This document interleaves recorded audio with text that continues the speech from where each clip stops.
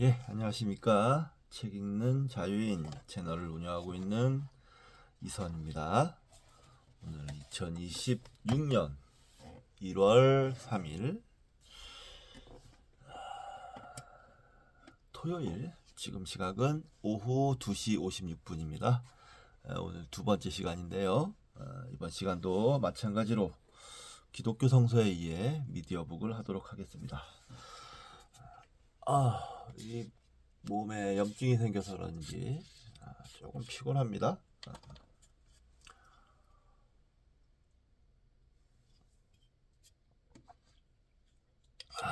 오늘은 발 때문에 운동을 걷기는 못할 수도 있을 것 같고, 못 걸으면 상체 운동이라도 좀 해야겠네요. 상체 운동이라도 하는 방향으로 운동을 안 하기는 좀 그렇고, 어저께 근력 운동을 좀 했거든요. 꽤 좋더라고요. 누워가지고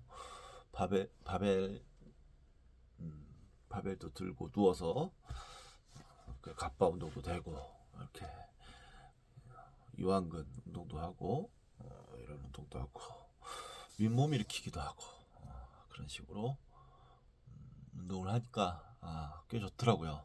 오늘도 좀 해야 될 것 같긴 합니다. 걷지 못할 것 같으니까 그런 상체 운동이라도 좀 할까 생각 중입니다. 집에서 하고 있습니다. 날씨가 오늘은 날씨가 좀 많이 풀렸는데, 내일은 좀 발이 아프더라도 정견이 내리고 산책을 갔다 와야 되지 않겠나 생각합니다.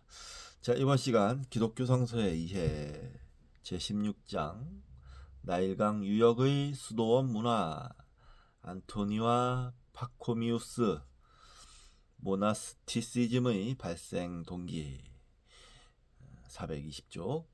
이 나일강 주변으로 소위 모나스티시즘, 즉 수도사 생활이라든가 수도원 제도가 성행케 된 그 원조가 되는 인물이 하나 있다. 이집트의 안토니라는 인물이다.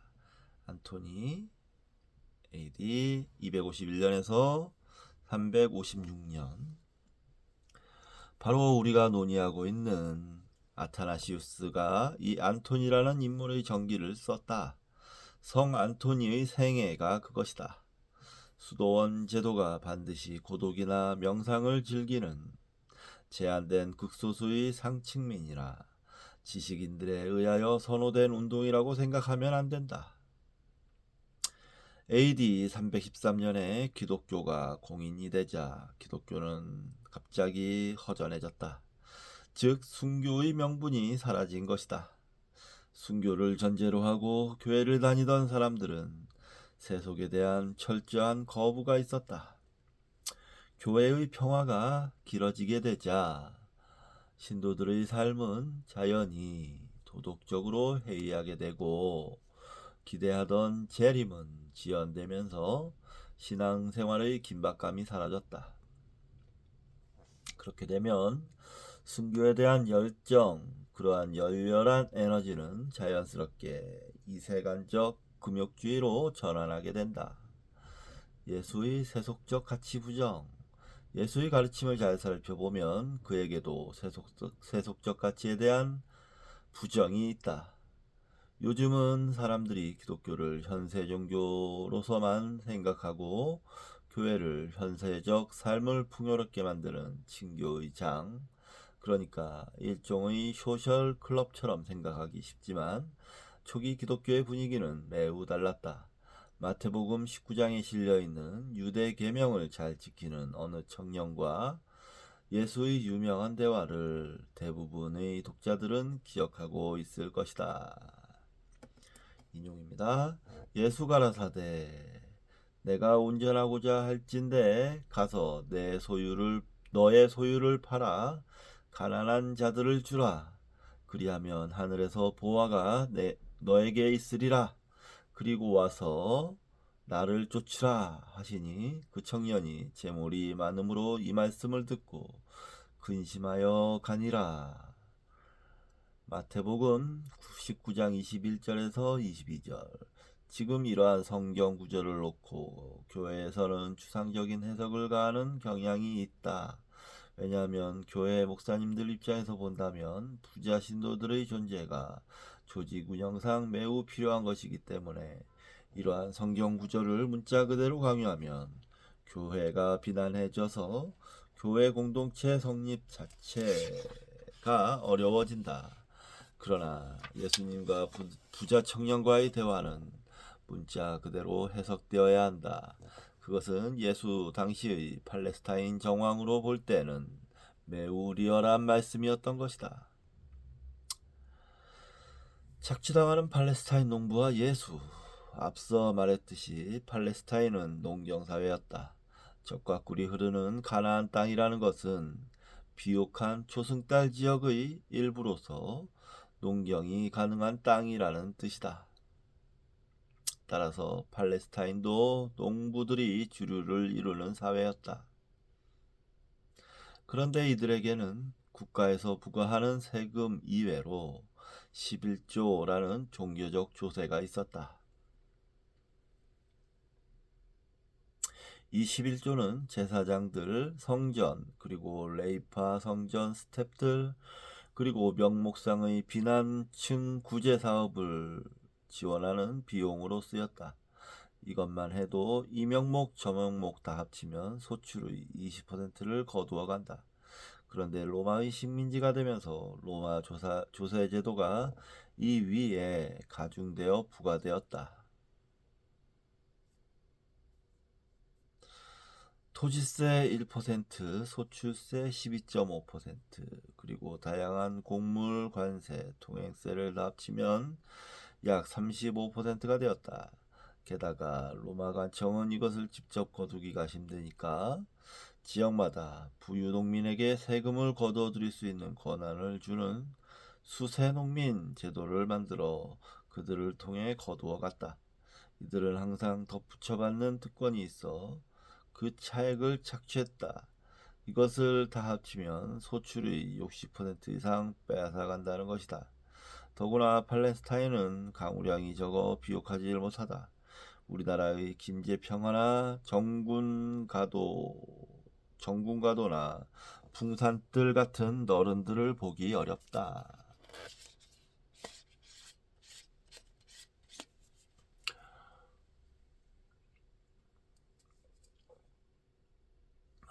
예, 카페인이 지금 필요합니다. 정신이 지금 약간 혼매지려고 하고 있어서.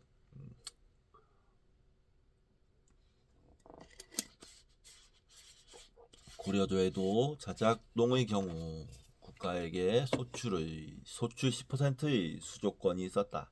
그런데 국가는 이 수조권을 녹봉 개념으로 고급 관리들에게 넘겨주었다. 물론 국가는 한 관리가 임기가 끝나면 그 수조권을 다른 관리에게 넘긴다. 그러나 소출의 10% 세금을 받아먹던 관리 집안에서는 대대로 그 수조권을 클레임하게 마련이다. 그렇게 역사가 흐르다 보면 한 땅의 주인이 7, 8명이 생긴다.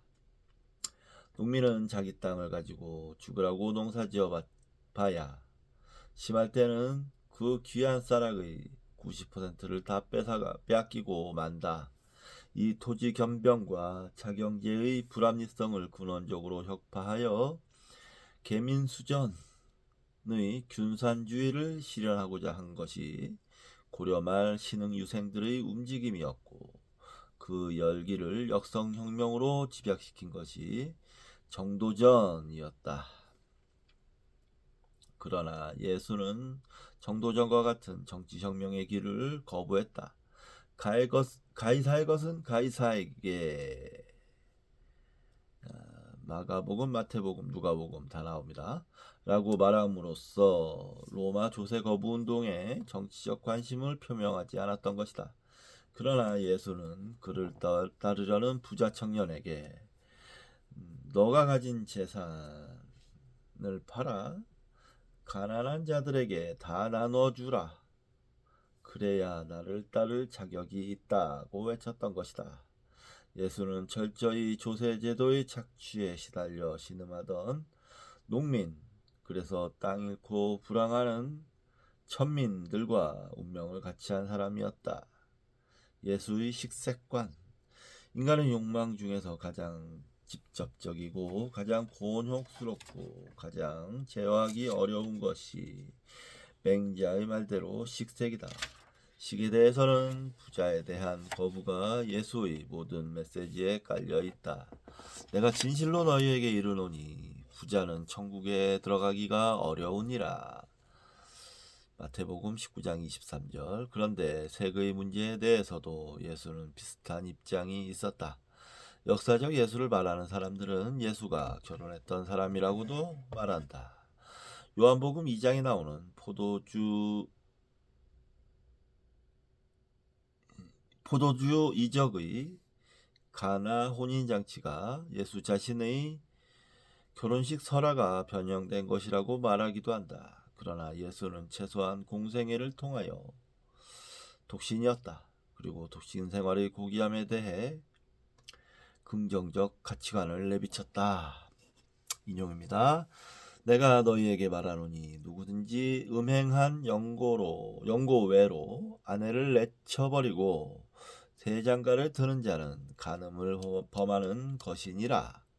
제자들이 가로되 만일 사람들이 아내에게 이와 같이 할진대 아예 장가를 들지 않는 것이 좋지 않겠습니까?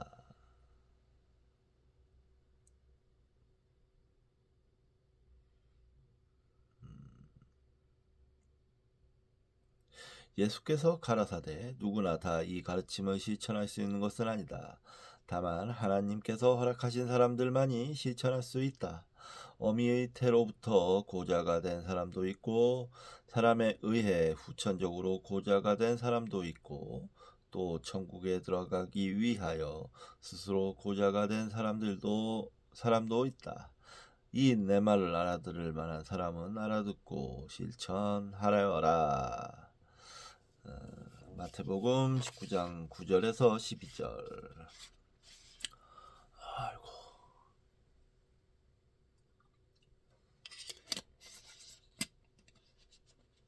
선천적인 태생의 고자가 있고 환관 같은 후천적 고자가 있고 천국에 들어가기 위하여 스스로 고자가 된 사람도 있다. 예수는 그의 주변의 제자나 주종인들이 대부분 결혼한 사람들이었기 때문에 결혼을 부인하지는 않았지만 독신 생활의 절제, 성욕의 억제를 권장했던 것이다. 이 말을 받을 만한 자는 받을지어다. 바울도 천국을 위하여 독신 생활을 권장했다. 인용입니다. 내가 혼인하지 아니한 자들과 과부에게 이르노니 나와 같이 독신으로 지내는 것이 좋으리라. 고린도전서 7장 8절. 내 뜻에는 그냥 독신으로 지내는 것이 더욱 복 있으리로다. 나 또한 하나님의 영을 받은 줄로 생각하노라. 고린도전서 7장 40절. 세속적 가치의 부정. 불교와 기독교, 천국의 강림이 얼마 남지 않았는데 구질구질하게 결혼하여 몸을 더럽히는 것보다는 아름답게 살며 딴 생각 없이 오직 주님만을 섬기는 것. 고린도전서 7장 35절이 더 낫다는 바울의 권장이다. 초대교회의 이러한 분위기는 오늘날의 시중 기독교를 생각나게 하기보다는 비하라 가로 열고 석굴승방 가로 닫고를 찾아다니는 초기 불교 교단의 이미지를 연상시킨다. 기실, 부귀와 같은 세속적 가치의 거부, 그리고 초세간적, 이세간적 해탈이라는 측면에서 기독교와 불교는 동시대의 동언어권의 인도 유러피안 문화권의 패러다임에 속해 있다. 기독교는 그 해탈을 하나님과의 만남으로 완성하려 했고 불교는 그 해탈을 자기 마음의 각성으로 달성하려 했다.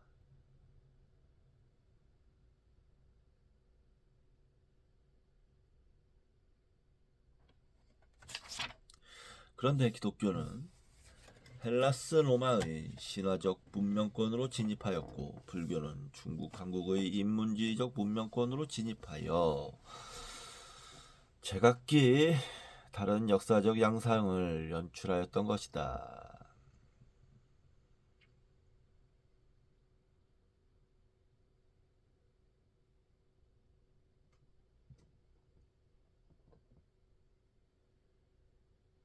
평신도 운동, 날강 유역의 수도원 문화의 융성은 초기에는 기독교 교회 내의 만연되어가는 부패 현상, 관습적 예배, 제한된 봉사에서 떠나려는 평신도 운동으로 전개된 것이다.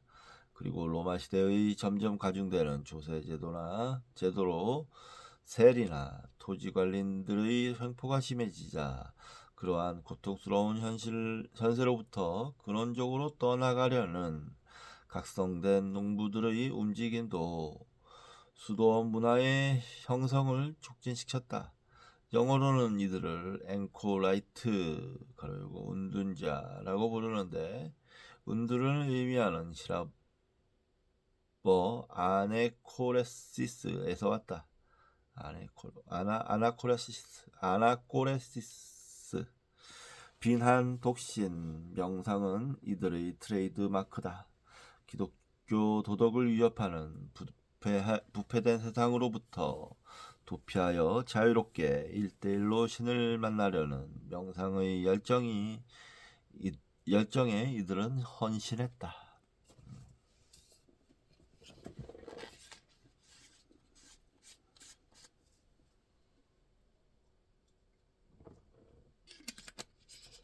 안토니의 생애. 이러한 모든 움직임의 원조라 할 수 있는 안토니는 중부 이집트 헤프타노미스 코마의 콥티거를 쓰는 유족한 집안에서 태어났는데 예수님께서 마태복음에서 부자 청년에게 하신 말씀을 듣고 감명을 받아 그대로 실천했다. 나이 20세 때 부모에게서 받은 모든 소유를 팔아 가난한 사람들에게 나눠주고 자신은 동네의 가장 편벽한 곳에 운막을 짓고 수도에 전념했다. 테베의 바울이라고 하는 노승의 지도를 받으며 금욕생활을 실천했다. 그렇게 15년을 하다가 더 완벽한 고독을 찾기 위해 사막으로 들어갔고 나중에는 비스피르라고 불리는 라이 강변의 산에서 절해고도의 절대고독과 싸우며 자그마치 20년 286년에서 305년을 홀로 수행했다. 안토니 정기리스 나타나시우스의 표현에 의하면 그는 끊임없이 악의 세력을 대변하는 악마의 형상들과 투쟁하면서 모든 유혹으로부터 자유로워지고 영적 순결성의 거의 완벽한 상태까지 도달했다고 한다.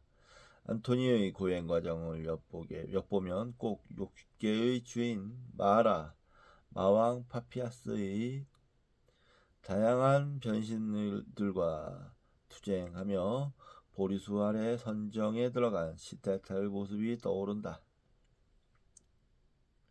안토니에게도 악마는 다양한 비전으로 그대에게 다가왔다. 이런 때는 요염하고 달콤하고 어떤 때는 징그러운 공포로 그가 단식 중에는 노승이 빵을 가지고 찾아와 먹으라고 권하기도 하고 어떤 때는 날짐승이 덮치기도 하고 어떤 때는 아리따운 여인이 유혹하기도 하고 어떤 때는 군인이 창을 들고 나타나 찌르기도 하고 어떤 때는 채찍으로 안토니를 휘갈기는데 거의 죽음의 직전까지 휘몰아가기도 했다. 사탄에 의하여 나타나는 이 모든 환영을 그는 열렬한 기도와 참회의 행동으로 물리쳤다. 안토니의 이러한 항마 성도의 고행과 같은 후회와 회화의 끊임없는 주제가 되었다.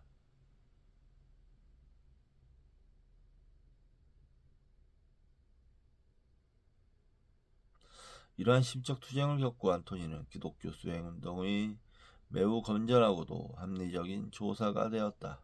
그는 305년 20년 만에 그 항마 성도의 자리를 박차고 일어나 하살한다.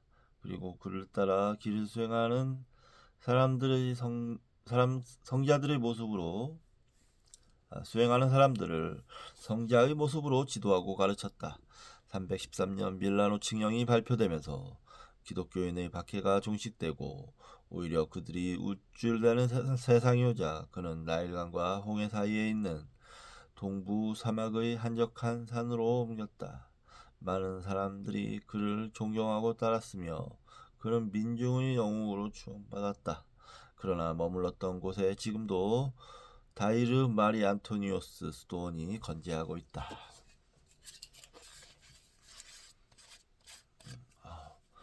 어찌어찌합니다. 지금 약기운이 몸에 퍼져 있어서 그런지 어찌어찌해요.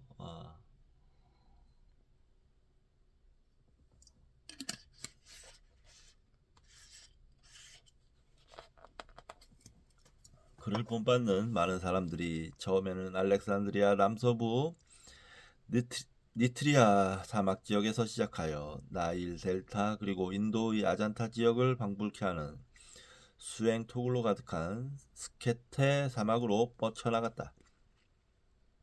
그는 건강한 모습으로 105세에 죽었는데 그가 죽었을 당시 수천 명의 토굴 수행승이 있었다고 한다. 안토니의 수행 방식을 보통 에레미티즘이라고 하는데 이것은 개별적이며 운둔적인 수행이라는 특징이 있다. 그런데 재미있는 것은 이러한 성령파나 수도승들이 세속적 판단에 있어서는 매우 보수적인 성향이 있다. 안토니는 알렉산드리아에 2번을 방문했는데 가로 열고 두 번째 방문은 350년경 그러고 모두 아리아니즘을 혹독하게 비판했다. 안토니는 철저하게 아타나시우스파였다. 아니 이들은 본질적으로 바벌 의식이나 도그마 의식과는 동떨어진 사람들이나 아타나시우스가 이들을 매우 현명하게 활용했다고 보아야 할 것이다. 아타나시우스의 생애와 밀착되어 있고 우리가 논의해야 할 20세기 최대의 고고학적 발견의 성과와 관련되어 있는 또 하나의 수도승이 있다. 이제 우리는 파코미우스 290년에서 345년의 이야기를 해야 한다.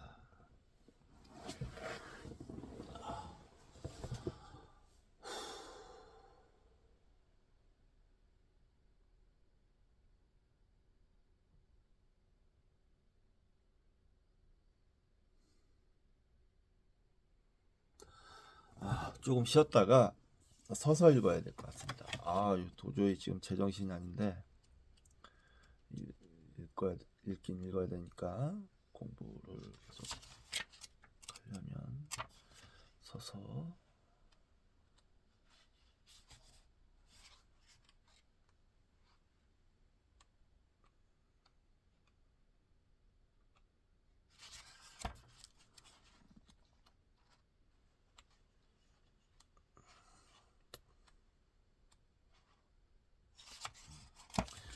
쉬었다가 죽겠네.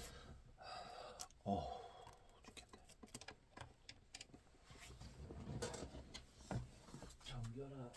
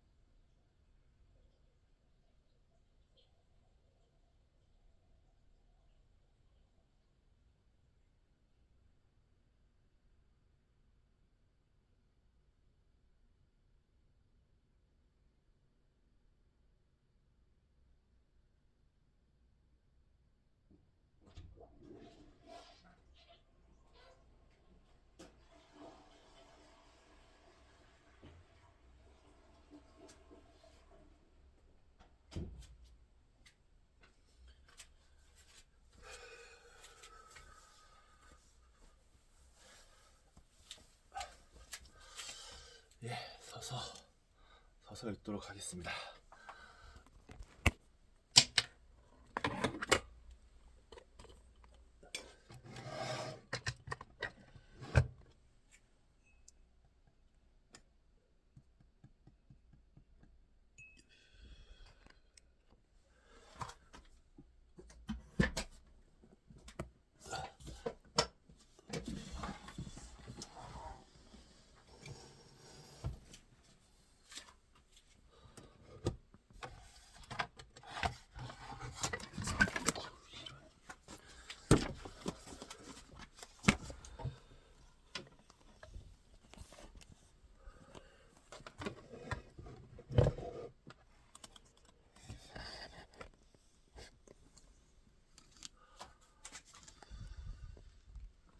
예, 됐습니다.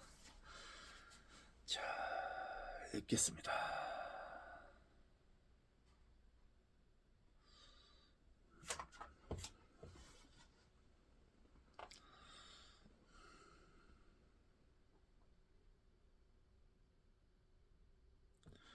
파코미우스까지 했죠. 파코미우스와 아타나시우스의 해후. 우리는 앞에서 잠깐 파코미우스를 언급한 적이 있다. 아타나시우스가 알렉산더 주교의 뒤를 이어 주교직을 승계했을 때 그는 이집트와 리비아 전역을 샅샅이 신방했다. 이때 그는 체노보스키온 부근의 곱틱 승려들을 방문하였고 당시 그들의 리더이며 수도원을 운영하고 있었던 파코미우스를 만나 깊은 우정을 맺는다. 파코미우스는 아타나시우스 주교보다 약간 연상이었다. 인류사상 최초의 기독교 수도원.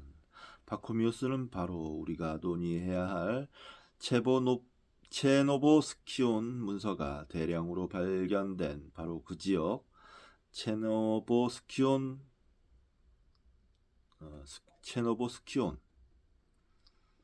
가로 열고 콥티거로는 슈네세트 가로 닫고의 콥티거를 쓰는 집안에서 태어났다. 그는 콘스탄티누스의 북아프리카 로마 군대의 병정으로 징집을 당해 끌려나가 현재의 이나스 지역 라토폴리스 아래의 폴리스에 주둔한다. 그런데 같은 동료 장병 중에 콥틱 크리스찬들이 있었고 그들의 삶의 진지함에 감명을 받고 그 지역 크리스찬들의 덕성스러운 삶의 자세 그리고 이웃을 사랑하는 신분 계급을 초월한 개방정신에 깊은 인상을 받는다. 314년 제대 후에 그는 그의 고향 체노보스키온으로 귀향하여 곧 세례를 받고 기독교인이 되었다. 그 후 팔레몬이라는 운둔자를 만나 그의 영적 지도 아래 수도승으로서의 삶을 실천한다. 그 지역은 이미 안토니의 영향 아래 수없는 예레미티즘의 수도승들이 토굴 속에서 영적 생활을 하고 있었다. 파코미우스는 개인적인 수도의 한계를 절감하고 단체적인 규칙 생활로서 보다 효율적인 수도인의 삶을 살아야 한다는 신념에 이르게 된다. 덴데라 가까운 곳 라일강 동편 버려진 동네에 수도원을 짓고 담을 높게 둘러싸았다. 그는 이곳을 타벤리스라고 불렀다. 이것이 아마도 318년의 일입니다. 이것이 아마도 인류사상 최초로 본격적으로 시도된 기독교 수도원일 것이다. 그 이전에도 없는 것은 아니었지만 이 타베니스 수도원이 유명하게 된 것은 집단 수도 생활에 관한 상세한 규율이 문서로 기록되었고 그 문서가 제롬에 의하여 라틴어로 번역되었기 때문이다. 파코미우스는 그 수도성을 위한 규율을 콥티거로 썼는데 제롬은 그 콥티거본의 히라버 역본을 구하여 라틴어로 번역했다. 제롬의 번역은 서양의 수도원 제도에 엄청난 영향을 끼쳤다. 모든 수도원이 기실 파코미우스의 규율에 따라 세워진 것이다. 파코미우스는 이 규율을 한 천사가 계속 나타나 말해주었고 그는 그 천사의 말을 옮겼다고 한다. 따라서 이 규율집은 성서와 동일한 권위를 갖게 되었고 수도승들은 누구든지 복종하지 않으면 안 되었다.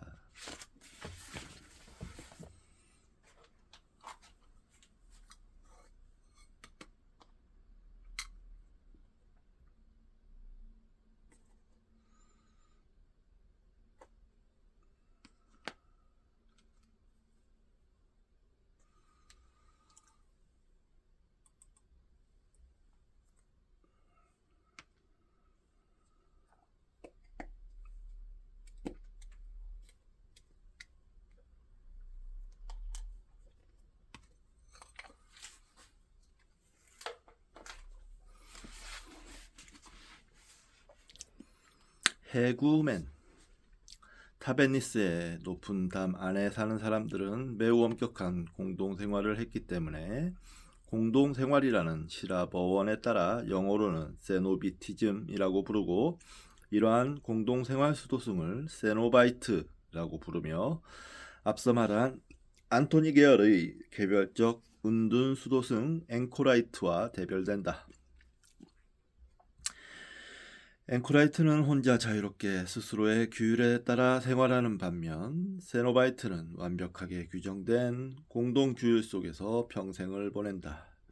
일어나는 시간, 낮에 사는 생활 스케줄, 자는 시간이 모두 결정되어 있으며 공동기도, 공동식사, 공동경작, 공동복장, 공동다이어트 규칙, 공동사용이 결정되어 있다.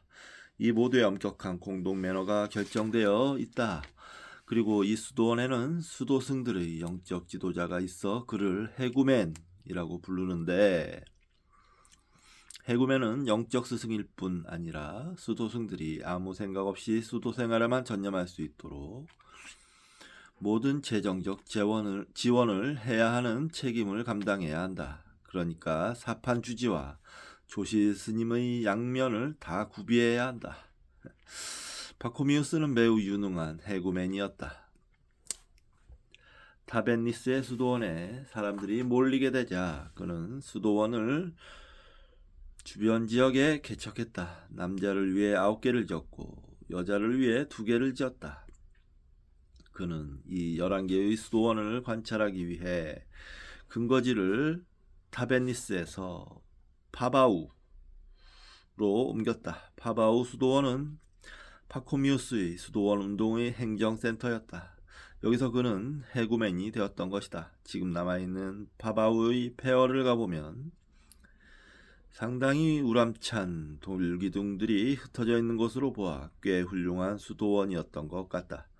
수도원 교회가 가운데 자리 잡고 있는데 건물이 계속 증축된 흔적을 보이고 붉은 화강한 기둥들, 석회석의 주춧돌들, 수없는 질그릇 파편, 올리브 기름을 짜는 화강암 맷돌이 여기저기 흩어져 있다. 그 화강암 기둥이나 파편에 상형 문자가 새겨져 있기도 하고 예술적 조각이 되어 있는 것으로 보아 기존의 이집트 신전 건물의 파편들을 재활용한 것 같다. 그의 여동생 마리아도 여성 수도원의 첫 해구맨이 되었고, 아주 부유했던 페트로니우스라는 승려가 파코미우스를 계속 도왔기 때문에 파코미우스는 수도원의 해구맨으로서의 권위를 잃지 않고 조직을 확실하게 장악했다.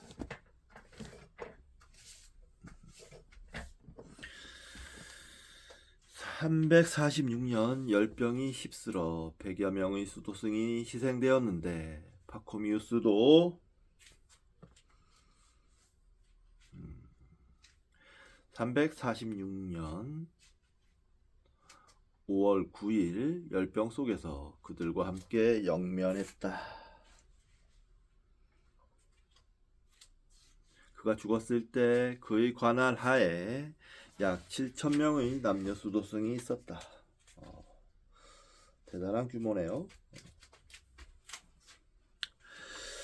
여기 사진이 하나 있는데요. 이곳이 바로 파코미우스 수도원 운동의 행정센터였던 파바오 수도원이다. 이 사진에서 뒤에 뿌옇게 보이는 고원 모양의 산이 바로 게벨 에트 타리프이다. 이곳에서 나그한마디 라이브러리 제노보스키온 문서가 발견되었던 것이다.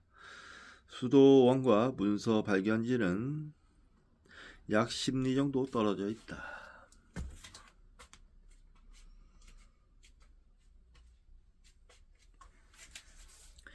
콘스탄티우스의 아타나시우스 탄압.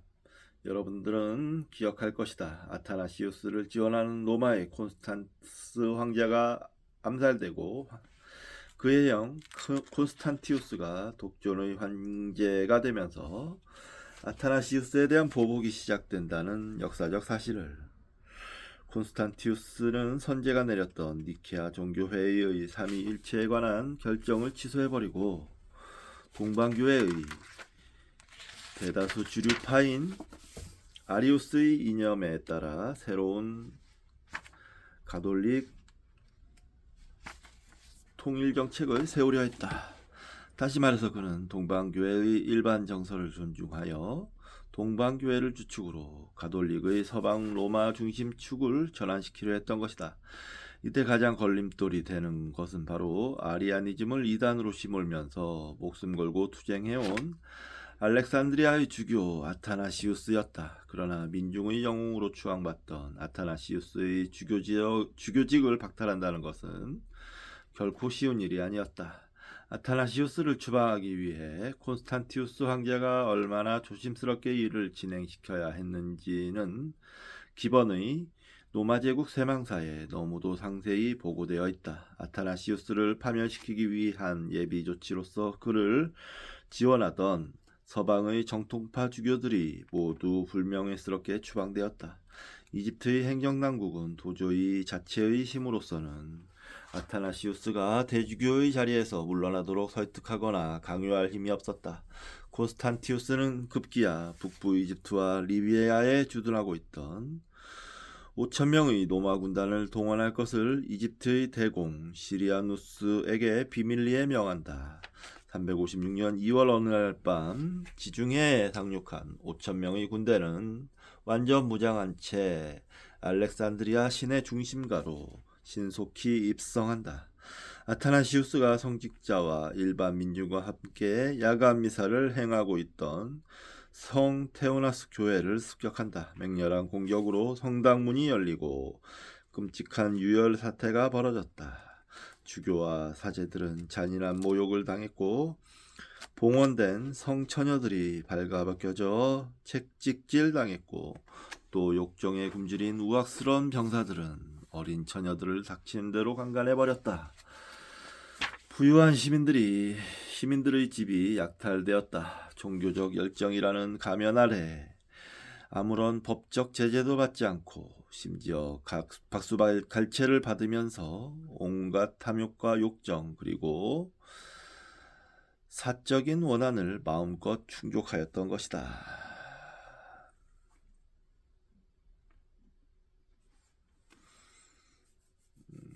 인용입니다. 성 테오나스 교회가 시리아누스의 군대에게 습격받던 바로 그날 그 긴밤 아타나시우스는 대주교의자의 부동의 자세로 앉아 침착 담대한 모습으로 죽음을 기다리고 있었다. 분노의 함성과 공포의 절규로 예배를 계속 진행할 수 없게 되자 아타나시우스는 벌벌 떨고 있는 회중에게 거만하고 믿음 없는 이집트의 폭군을 징벌하는 이스라엘의 하느님의 승리를 찬양하는 다윗의 시편 하나 가로 열고 아마도 136편 에집트 사람들의 마다들을 치셨다. 그의 사랑 영원하시다. 그 속에서 이스라엘을 구해내셨다. 그의 사랑 영원하시다. 가로 닫고를 남성케 하여 그들의 종교적 확신을 표현케 함으로써 그들을 붙돋았다. 마침내 문이 깨져 열리고 시편을 암송하던 회중들에게 화살이 구름처럼 쏟아졌다. 로마 병정들이 칼을 뽑아들고 성소로 몰려갔고 제단 주변에서 타고 있던 성스러운 촛불이 반사되어 군인들의 갑옷이 공포스럽게 번쩍거렸다. 아타나시우스는 그를 에워싸고 있는 사제들과 장로들의 목숨을 보존해야 한다는 경건한 강구를 아직도 거부하고 있었다. 그리고 회중의 최후의 1인까지 안전하게 대피할 때까지 그의 교구의 책임있는 자리를 떠날 수 없다고 버텼다. 밤의 어둠과 소란이 그의 탈출을 도왔다. 그러나 그는 허둥대는 인파에 밀려 땅바닥에 넘어진 채 의식과 행동력을 잃기도 했다. 그렇지만 그는 불굴의 용기를 되찾아 자신의 잘린 대가리를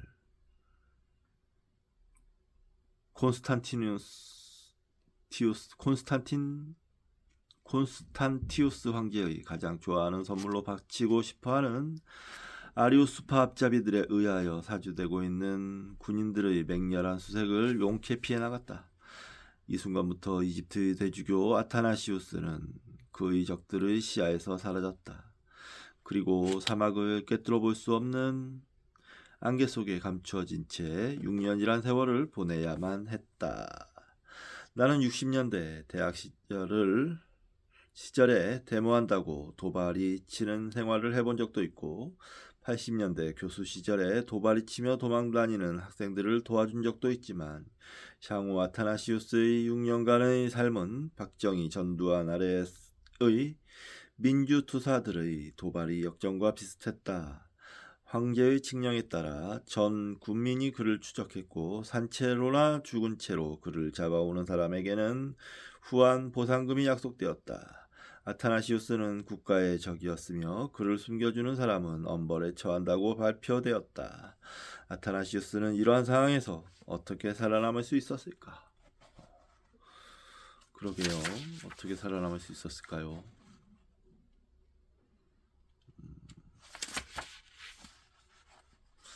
참 이 사람도 우여곡절이 많았군요. 예. 파코미우스의 보호, 바로 그를 보호해준 것은 체노보스키온 근처의 산지에 있던 파코미우스의 수도원과 그 수도승 집단이었다.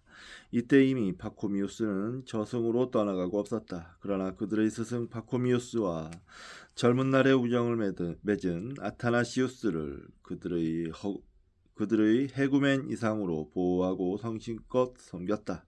성스러운 불피리로 나팔을 불면 수천 명의 건장하고 신념에 찬 수도승들이 모여 아타나시우스를 보호했다.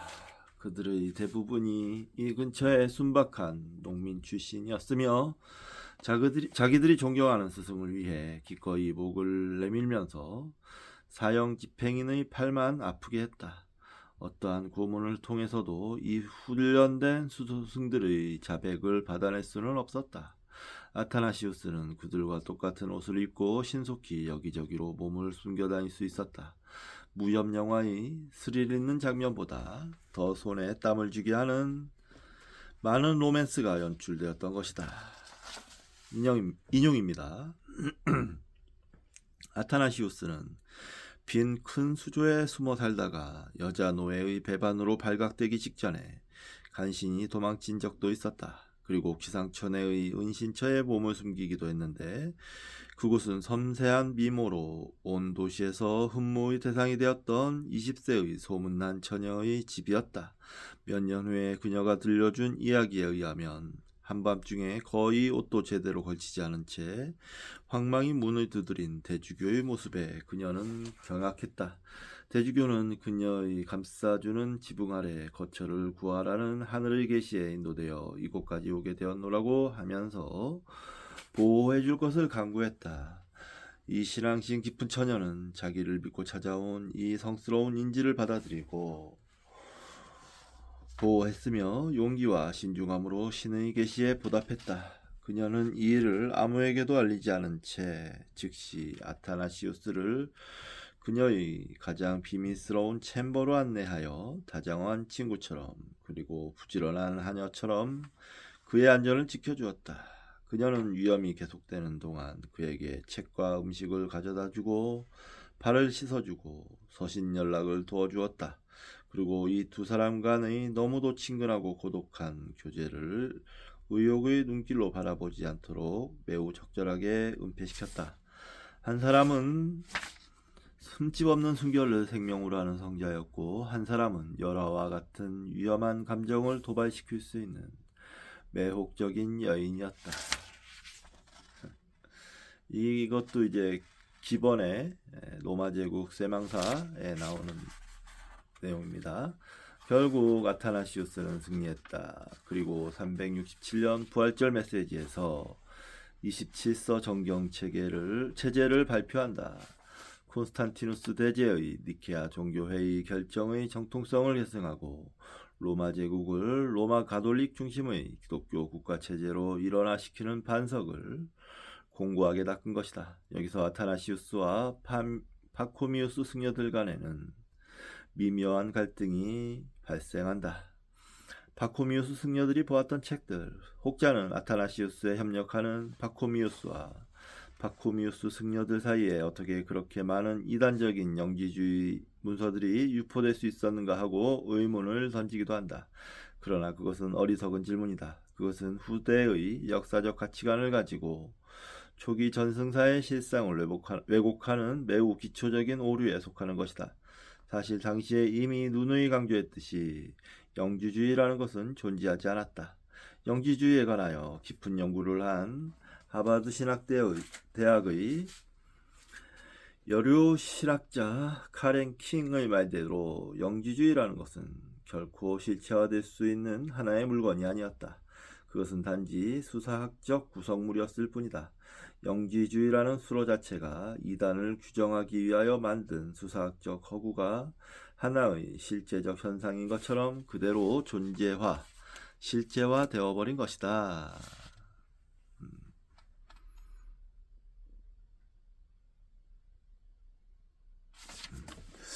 이거는 좀 체크를 해야 되겠네요.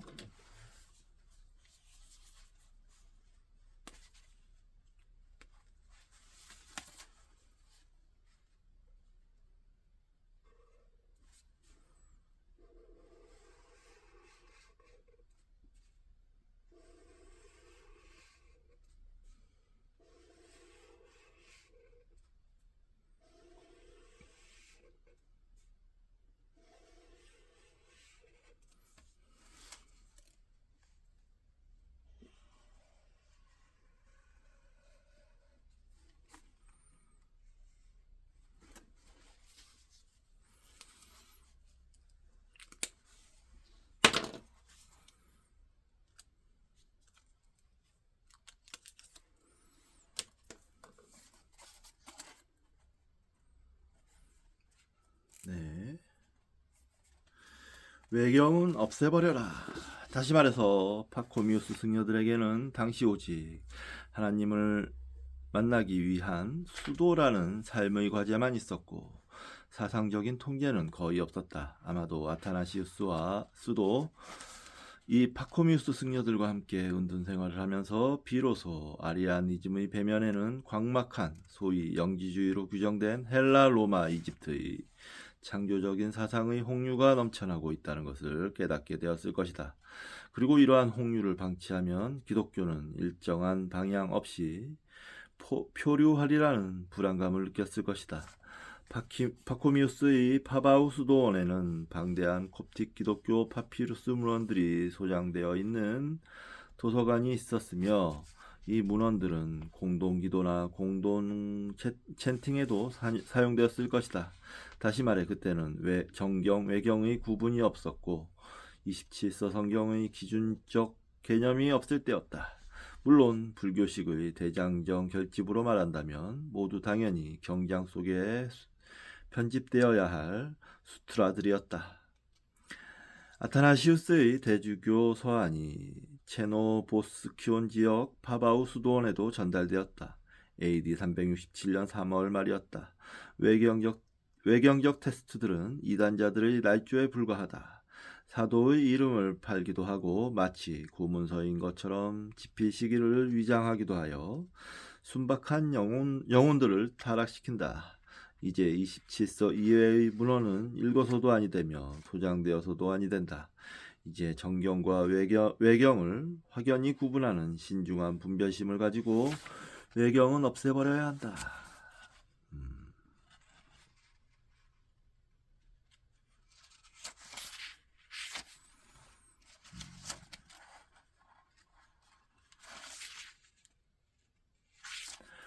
라이브러리의 은폐, 그들의 도움을 받고 살아난 이 아타나시우스 대주교의 서안에 이들은 배신감을 느꼈을까? 아타나시우스의 생명의 은인인 이 수도승들에게는 아타나시우스의 입장이 충분히 이해될 수 있었다. 서한이 도착한 후 이들은 계속해서 회의를 열었다. 혹자는 이제 외경이 되어버린 서적들을 불살라 버리자고 했다. 그러나 누군가 신중한 결정을 내렸다. 매우 현명한 결정이었다. 우리가 이 서물들을 보관할 수는 없대. 태워버릴 수는 없다. 따라서 이 서물들은 후대를 위하여 항아리에 밀봉되어 저 바위 절벽 동굴 속에 은폐되는 것이 마땅하다. 성스러운 문헌들은 인간이 처리하는 것보다는 신의 의지에 맡기는 것이 당연하다고 판단을 내렸던 것이다. 그들은 분명 바미안 대부를 폭파시키는 21세기의 탈레반 미치광이들보다는 훨씬 더 온건한 정신의 소유자들이었다. 그들이 그 항아리를 묻은 곳은 파바우 파코미우스 수도원에서 보이는 한 심리 밖의 자발 알타리프 바위산 절벽 기슭이었다. 항아리를 땅에 파묻고 둥근 바위로 눌러놓은 곳을 보아 그것을 파묻은 사람은 언젠가는 그것을 다시 가져갈 생각이었을지도 모른다. 그러나 그것은 영원 속으로 파묻혀 버렸다. 그리고 1578년이라는 긴 세월이 흘렀다. 조선 땅에서는 이런 기적은 일어날 수가 없다. 손때 묻은 책이 항아리 속에서 16세기 동안을 온전하게 버틴다는 것은 상상할 수 없다. 이유는 단순하다. 우리가 너무 축복받은 삼천리 금수강산의 환경에서 살기 때문에 곰팡이도 그 신의 혜택을 공유하기 때문이다. 습기는 치명적이다. 쿰란이나 체노보스키온에서 고고학적 기적이 발생할 수 있었던 이유는 그 삶의 환경이 너무도 각박하기 때문이다. 습기가 없는 것이다. 16장까지 읽었고요. 이제 17장, 18장 이렇게 두 개만 남아 있습니다. 17장이 샤바크의 저주와 축복, 나가한마디 문서의 발견, 중요한 장이고요. 18장이 에필로그는 짧은 장이고, 그러니까 한 번만 더 읽으면 기독교 성서의 이해를 완독하게 되는 겁니다. 완독하게 되면 그 이후로는 이제 다음 시간 정도 된 그 다음에 읽을 책이 뭔지 소개를 좀 시켜드려야겠네요. 생각해 놓은 게 있는데 그렇게 하도록 하겠습니다. 자, 이번 시간은 여기서 마치도록 하겠습니다. 감사합니다.